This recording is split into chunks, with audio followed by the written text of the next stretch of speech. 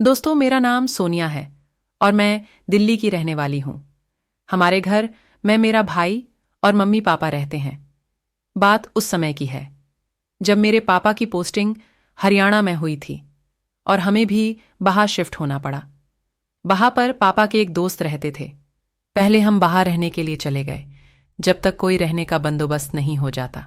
जब हम टैक्सी लेकर चाचा के घर पहुंचे तो चाचा ने पूरा इंतजाम किया हुआ था। जब उन्होंने मुझे देखा तो बोले कि तू तो बहुत बड़ी हो गई है। जब मैंने तुझे देखा था तो बहुत छोटी थी। ऐसे सबसे मिलने के बाद हम अंदर गए तो देखा कि चाचा का घर बहुत बड़ा था और वो बहुत अमीर भी थे।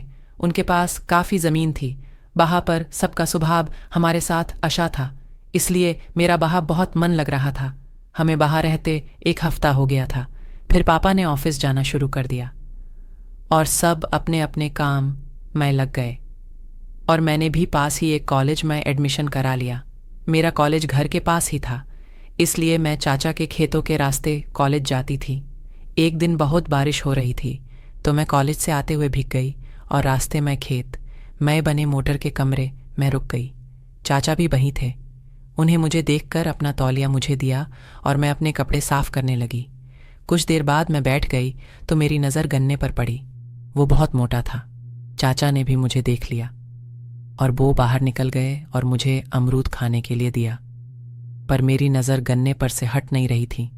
चाचा समझ गए कि मैं क्या चाहती हूँ। उन्होंने मेरा हाथ गन्ने पर रख दिया और फिर मैंने भी खूब गन्ना चूसा और खाया और साथ में क्रिकेट मैच भी खेला। अब जब भी मन करता है हम दोनों खेत में जाकर क्रिकेट मैच खेल लेते हैं।